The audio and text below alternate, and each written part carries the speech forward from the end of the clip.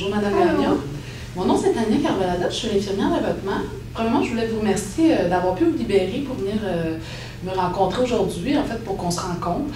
On va s'installer ici, si vous voulez bien.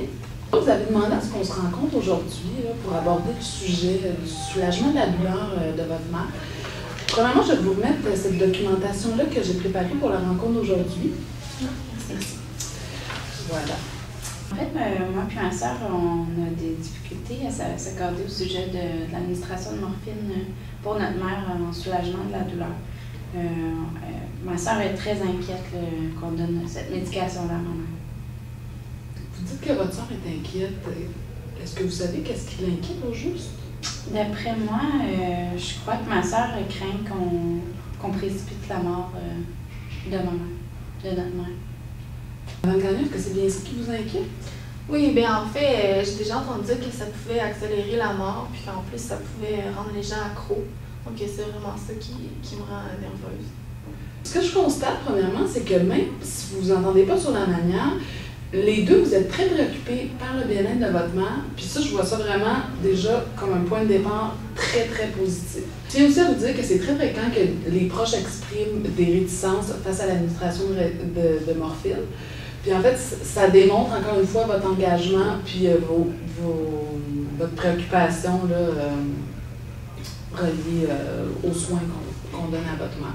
Donc, à votre avis, si je demandais à votre mère ce qu'elle pense de vos divergences d'opinion face à l'administration de morphine pour soulager sa douleur, qu'est-ce que vous pensez qu'elle me répondrait? Ben, c'est dur à dire, mais moi, je sais qu'elle a toujours voulu être là, toute là dans ses derniers moments, puis qu'elle voulait vivre le plus longtemps possible. Oui, c'est vrai. Elle nous a aussi dit qu'elle avait peur de souffrir aussi. Oui, c'est sûr que moi non plus, je veux pas qu'elle souffre. Là. Ce que j'entends, c'est que vous êtes toutes les deux d'accord pour dire que votre mère veut vivre le plus longtemps possible, tout en étant lucide et en souffrant pas. Oui, c'est ça. Exact. J'aurais des informations à clarifier avec vous. Quand vous parlez de devenir accro, est-ce que vous vous référez par là au fait que vous avez peur qu'on ait besoin de doses de plus en plus fortes pour soulager votre mère? Oui, c'est ça. Ça, c'est un phénomène qui s'appelle la tolérance, puis on sait aujourd'hui que c'est un phénomène qui est moins courant que ce qu'on pensait auparavant. En fait, si les doses de morphine augmentent, c'est vraiment parce que c'est la maladie de votre mère qui progresse et la douleur qui augmente. Donc, on a besoin de plus grandes doses pour la soulager. Quand vous parlez d'accélérer la mort, c'est une idée qui est assez répandue, comme quoi la morphine provoque un arrêt de la respiration. En fait, les études ont prouvé que cette situation-là se produit la plupart du temps quand c'est la première fois qu'un patient reçoit des opiacés, c'est-à-dire la morphine et ses dérivés.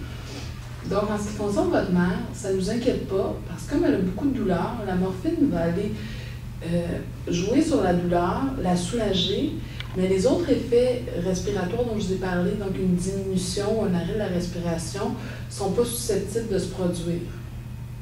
Est-ce que ce que je vous dis suscite des questions ou des réactions chez l'une de vous deux? Mais moi, j'étais déjà à l'aise avec ça. C'est juste confirmer ce que je savais déjà. Ben moi, je comprends tout ce que vous nous avez expliqué, là, mais c'est vraiment le fait qu'en augmentant toujours les doses pour soulager sa douleur, je pense vraiment qu'on va arriver à provoquer sa mort. Là. Ce que je peux vous dire, c'est que votre réaction est normale. Même parfois, des médecins, des infirmières ont cette crainte-là. Pourtant, il y a des études qui ont démontré que les personnes en soins palliatifs qui reçoivent des doses qui augmentent de morphine ou des doses qui sont stables n'ont pas une espérance de vie augmentée ou diminuée. C'est-à-dire, je veux dire par là que ça n'a pas d'influence sur l'espérance de vie des personnes en soins palliatifs. Donc, ça donne une marche à suivre en ce qui concerne l'administration de morphine. On exerce une surveillance accrue. C'est une chose qu'on prend très au sérieux ici sur l'unité.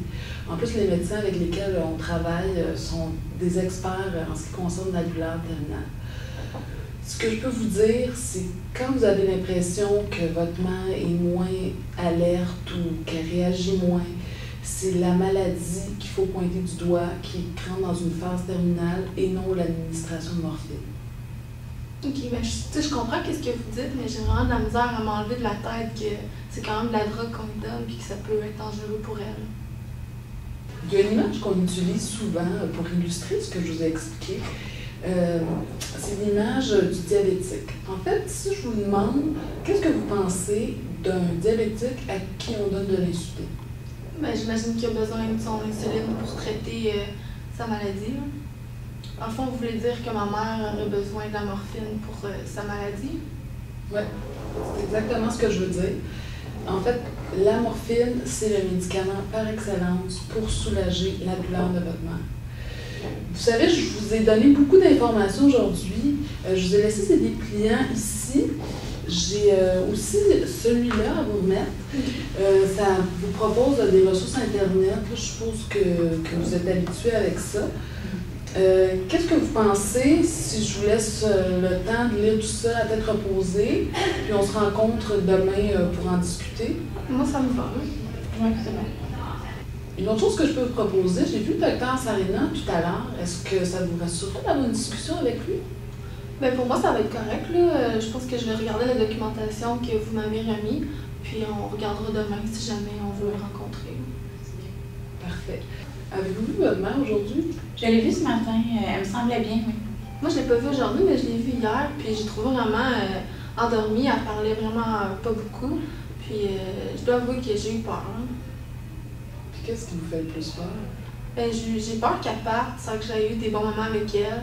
Puis, tu sais, j'ai peur qu'elle soit trop dans les vapes à cause de la médication, puis qu'elle me reconnaisse même pas. Là.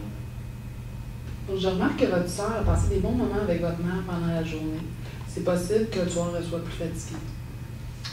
Tu sais, moi, ça m'arrange de venir pendant la journée, mais je crois qu'on pourrait faire une rotation, puis que tu puisses passer des moments pendant la journée avec maman.